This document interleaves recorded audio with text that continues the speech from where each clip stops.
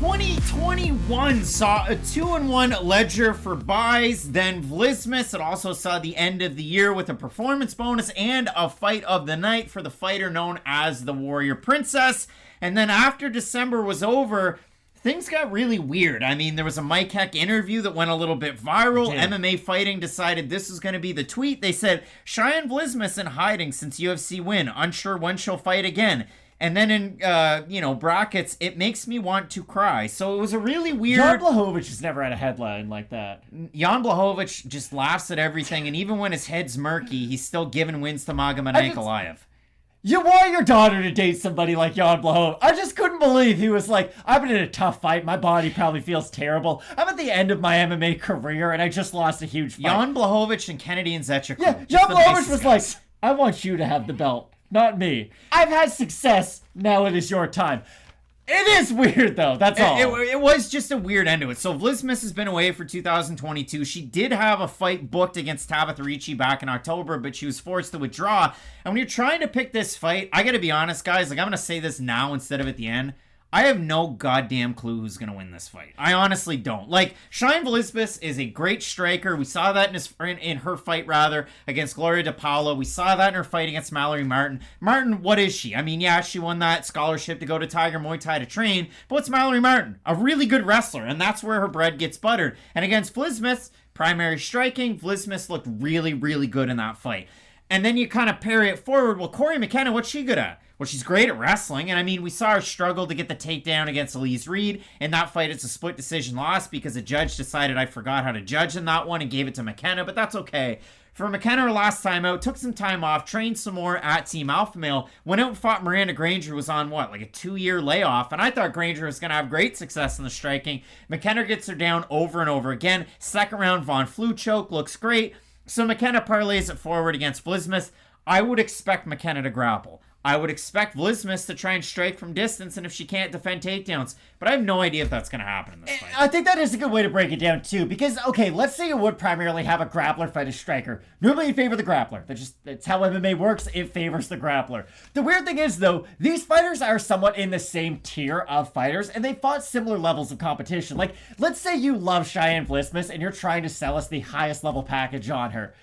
You're still selling us a used Honda Civic at best. And for Cory McKenna... No, that's too harsh. I don't think it is, because this is the thing. For McKenna, she has obvious strengths, obvious weaknesses. And I feel like for Vlismas, she has yet to show us one area of her game that she can really go out there and just dominate higher-level fighters with. Now, is she a good striker? Yes, she is. But the issue I've always had with the style of striking that Vlismas has, she throws a lot behind her shots. Like, she tries to be a power striker. And I know we talk about Jessica Andrade a lot. Like, Andrade is probably the greatest multi-weight class women's fighter of all time. I know that's a very specific category, but you understand. Yes, Andrade throws a lot of power behind her shots, but they still look like boxing combinations. It still hooks to the body, hooks to the head. For Vlismas, I always do worry that she's trying to put a little bit extra power on her shots, and I do worry about, in a fight like this, if she is really trying to load up and get McKenna out of there, could that open up a world for McKenna to then have success with her own takedowns? But the issue that I have with McKenna is, like you said, it might be a split decision to Elise Reed. Everybody who watched that fight thought Elise Reed won that fight,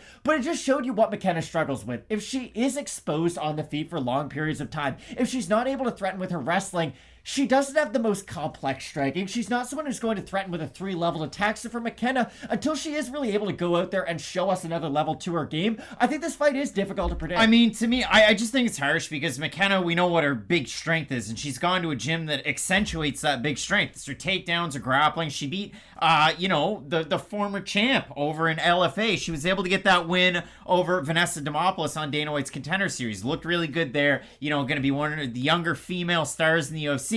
Fights Kay Hansen. That was a chintzy decision win. A lot of people thought Kay Hansen won that fight. Then she fights Elise Reed and loses that one. Then she beats Miranda Granger. And for Vlismas, she comes in, she takes on Montserrat Conejo, could not figure out the upper body takedown, the old like big brother bully type of takedown, the head and arm throw. And then her last 2 times out, she has looked good. Now, again, if you do look at it for Vlismas, you go on the Instagram, she's still training at Extreme Couture. She's there with, and I'm going to mention all the names, let's go, how about Casey O'Neill? That's going to be somebody to get ready for this fight Is with. her knee better? Tatiana Suarez. I don't know. It's not in a brace, so it looks good Well, that it was way. for no, just with Casey O'Neill. Trust me, nobody believes in Casey O'Neill more than me. But it's just that was the longest thing she had torn her ACL. Casey O'Neill, Tatiana Suarez, Taylor Guardado, those fighters are going to get you ready for a fight like this. And for Cory McKenna, if you go on her Instagram, she's training in SoCal with Angela Hill and Jessica Penne. They're going to be able to give you that length look against somebody like, against Vlismas. And I know height is the same in this one. They're both listed as 5'3". You know that McKenna is going to be at a reach disadvantage against most of the people that she does fight. And if you look at her training at Team Alpha Male, she trains with Ricky Tercios. So I'm sure Ricky Tercios, if you ever train with him, he'd give you life lessons and a little bit of a striking clinic. I just look at this fight. It's like if a shark fought a lion. Like, they would never see each other. They don't even know each other exists. But if one gets it in the water, they're going to win. Yeah, there's parts in Africa where lions go to the ocean.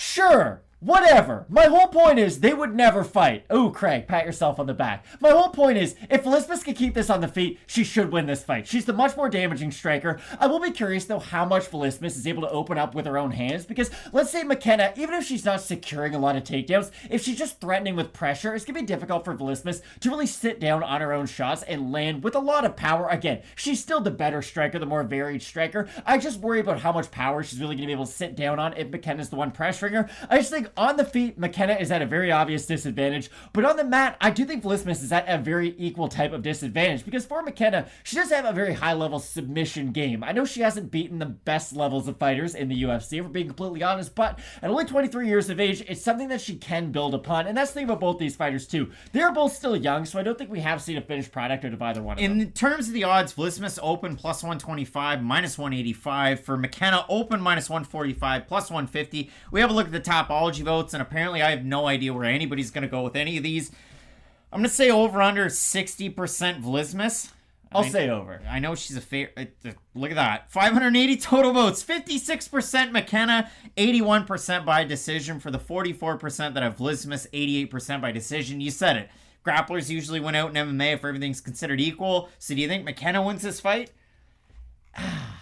If the odds were even, I would say I like Cheyanne Vlismas. And I'm not one of these people who, the underdog, but I think it is an interesting matchup, because if McKenna gets this on the mat, I don't know what Vlismas is going to be able to do, especially threaten off her back to either A, get up to her feet, to have her own success in the striking. And that really comes down to, okay, can Vlismas hurt McKenna? She probably can, don't get me wrong, but I think she really is going to have to sit down a lot on her shots. I think this is a fight where, again, Vlismas is going to have very obvious avenues of success, and the same thing has to be said for Cory McKenna, but like I kind of said in the middle of this video, if I have someone who I think is going to have a lot of success in the feet fighting someone who's going to have a lot of success in the mat, I'm ever so slightly going to pick the grappler in Cory McKenna, but I think it's a very close fight, and that's the weird thing. Like, the winner of this, are we really going to learn that much from them? Just because they're still fighting another fighter with so many question marks that it's really going to take a few more performances. No, and I have Vlismas. She hasn't won by submission since 2017 when she was an amateur, and I don't expect her to do so in this fight. But I think, again, a year away, being so young, training at Extreme Couture with some of the better women in these weight classes, working some of that takedown defense, I think that can win out for her, because I do think that she has that obvious skill advantage in her striking, conducive to getting a win in this one. So we're split on the pick. Matt going with McKenna. I'm going with the Warrior Princess Vlismas. Let us know down below in the comment section who you have in this fight. Some big fights left on this card. I'm talking about a middleweight banger up at the top, Cannonier versus Strickland. You're not going to want to miss it. Keep it locked in with Fight Name Picks. We always say, let's get into it.